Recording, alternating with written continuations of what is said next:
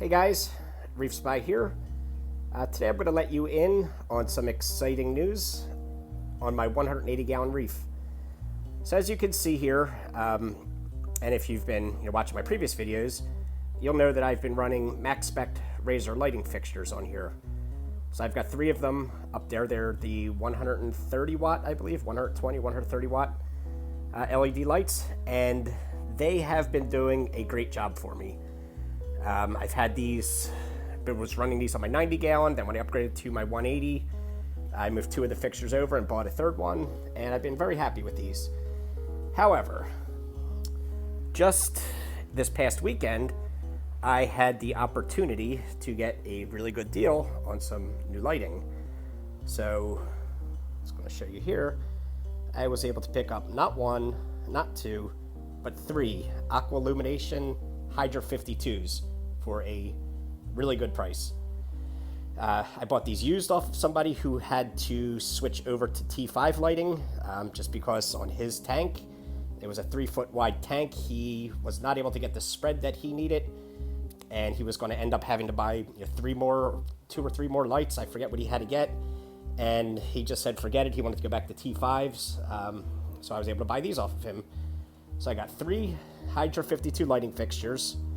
These are not the HDs, these are the previous generation to that one.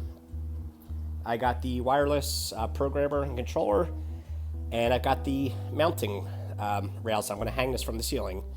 And he also let me borrow his par meter. So today I'm going to upgrade the current lighting with these, and I want to take some par readings before I do that from the Razors, just because I want to make sure that I want to compare the lighting to see how much more powerful they are, and I know that they're going to be because, you can see on each one of these they have 4 LED pucks. So each one of these fixtures has 52 LEDs in total, whereas these have 2 pucks with 26 LEDs total. So I'm gaining twice as many LEDs, and I believe they are more powerful LEDs in addition. So yeah, I have the capability to really crank the power on these new ones, and I need to be really careful that I don't scorch everything. So I'm going to take a few baseline readings with the par meter, and then when I install these new lights, just want to make sure that I get it in the same range, at least initially, because I don't want to just crank these things up and scorch everything. So like I was saying, with these lights, they worked pretty well. If I had to make any criticism or whatever, in the areas between the fixtures, I don't think I got a terribly a lot of light in here. Wasn't a huge amount of light in the valleys, which is good in some respects, because I could put some lower light corals in there. But I also just think with the spread on these and with how much stuff I have packed in here, I wasn't really able to reach, inside of, all of these little areas where it was getting shaded. And I think with, the addition of all these extra LEDs, and I think they have some different optics, I think it's going to give a more even spread throughout the aquarium.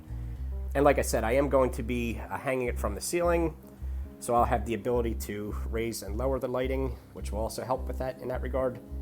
So I'm going to go ahead and do that, but these Maxspecs are not going to go to waste by any means. I do have my little 20-gallon frag tank, so one of the lights is going to be going on here because I've been wanting to grow out some frags, and the light that I have there now just really isn't up to the job. Another one will be going up on my 25-gallon nano tank, and the 3rd one I'm not sure what I'm going to do with yet, but I'll figure something out. So let me go ahead and get the par meter, and let's get some measurements and see how we do. Okay, so I got my lights hung, and wow, I am really impressed with how this looks.